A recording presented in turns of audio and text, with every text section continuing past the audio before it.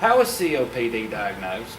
A clinical diagnosis of COPD should be considered if any patient who has dyspnea, chronic cough, or sputum production and a history of exposure to risk factors for the disease.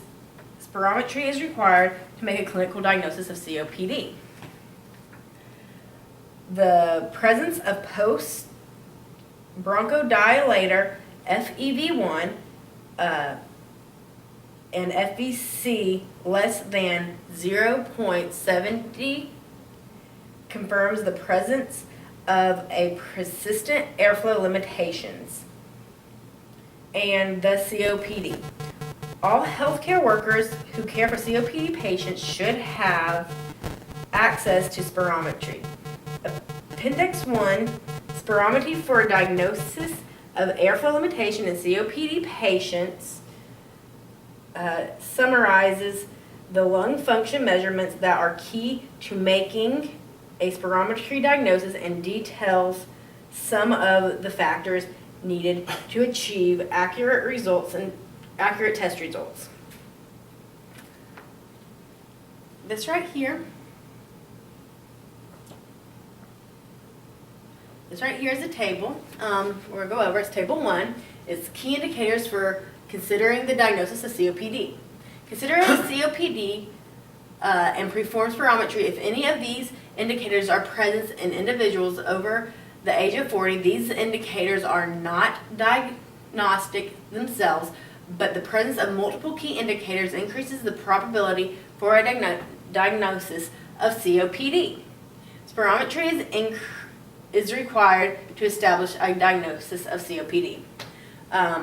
So the key indicators are going to be dyspnea, that is progressive or worsens over time, characteristically worsens with exercise, and is persistent. And dyspnea is just shortness of breath. Chronic cough may be intermittent and may be unproductive. Chronic sputum production, any pattern of chronic sputum production may indicate COPD. And the history of exposure to the risk factors and the risk factors such as tobacco smoke, including popular local preparations, smoke from home cooking and heating fuels, and occupational dust and chemicals. And if you have a family history of COPD, you are exposed. Do you remember Mrs. Tubbs' post-bronchodilator FEV1? No. I don't know how you remember so much. It's information overload and can be overwhelming. Lucy, I definitely understand. I studied long and hard when I was a student in the Vol State Respiratory Care Program. Pulmonary function testing was not my favorite topic. Once I got hired, I actually began obtaining and assessing spirometry values on a regular basis, and it really began to stick in my brain. You'll see what I mean one day. Thanks for being so positive and understanding. My father had a spirometry test before. Can you explain why it's so important, an assessment tool for COPD patients? Yes, spirometry is required to make a clinical diagnosis of COPD and should be available to all healthcare professionals who work with COPD patients. Spirometry is a simple test to measure the amount of air a person can breathe in and out and the amount of time to do so. How is exhale gas measured? It is measured with a spirometer, which is a device used to measure how effectively and how quickly the lungs can be emptied. Does it show exhale volume? Yes, and it produces a volume time curve.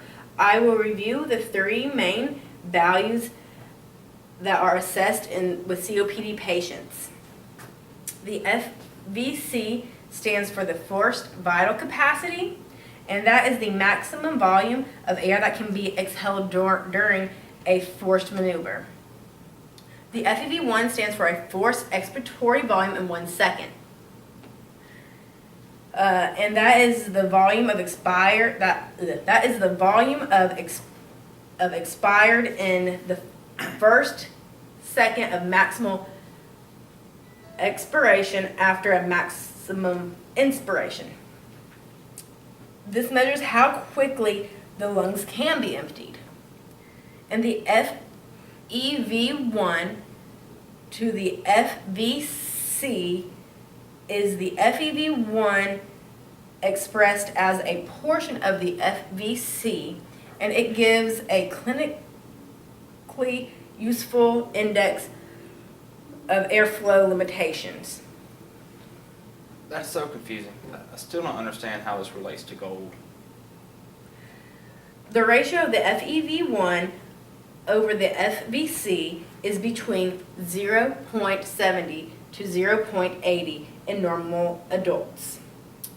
Values less than 0.70 indicates airflow limitations and thus COPD. Mrs. Tubbs' most recent post-bronchodilators FEV1 and over FVC was 65%. By using the evidence-based gold category, we classify the severity of Mrs. Tubbs' airflow limitations. Okay. This is the classification of airflow limitations. Mrs. Tubbs was 65%. So she's not mild because she's less than 80%. And 80% we said was normal adults. So Mrs. Tubbs is going to be in the Gold 2 right here. And she is moderate because she falls between 50% is less than or equal to the FEV1, but is less than 80% of the predicted value. So gold classification is a simple way to categorize how severe a COPD patient's airflow is being limited based on the post-bronchodilator FEV1 values. Gold 1 indicates the most ability to blow out air. Gold 4 is the worst classification. It means that the patient has the least ability to blow out air. Yes, that's correct. So does every adult have the same predicted FEV1? No, the FEV1 is influenced by the age, sex, height, and ethnicity, and is the best considered as the percentage of predicted normal values. There is a vast literature on normal values. Those appropriate for your local population should be used. Spirometry is needed to make a diagnosis of COPD. Together with the presence of symptom spirometry helps gauge COPD severity and can be a guide to specific treatments and steps. A normal value for spirometry effectively includes the diagnosis of clinically relevant COPD. The lower the percentage predicted FEV1, the worse the subsequent prognosis. Now I'm going to put my diagram up on the board for you so it's easier for you to see.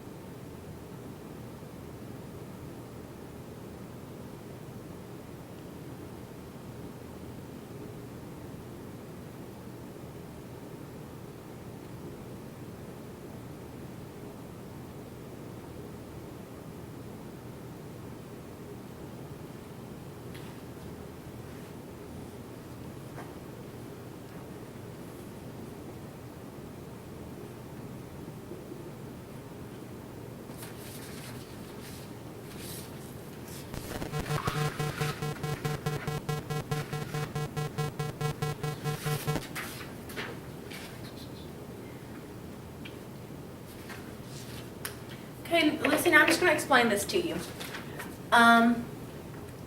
This one shows volumes in liters over time.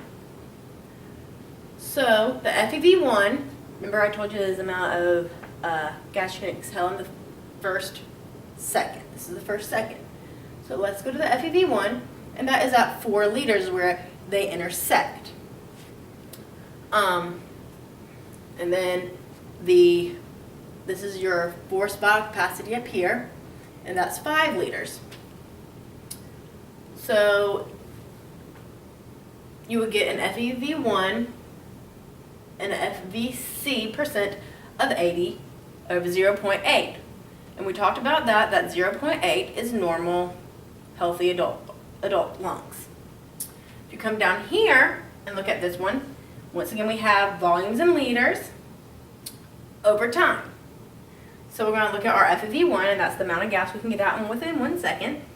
If we come over here, that is going to be 1.8 liters. We come up here to our FVC, our forced vital capacity, and this patient is only able to get out 3.2 liters of air. So that makes our FEV1 over our FVC 0.56. And remember we said anything less than 0.70 is an obstructive issue, and it is COPD. Does that help? Yes, it does very much. The FEV1 declines over time and usually faster in COPD than in a healthy subject. Spirometry can be used to monitor the disease progression. But to be reliable, the intervals between the measurements must be at least 12 months. So how do you perform spirometry? I'm glad you asked, Lucy. Mrs. Tubbs is eating breakfast right now, so I have time to actually show you and do a real demonstration. Will it hurt? No, it won't hurt. I will talk you through each step, and then we can look at your results.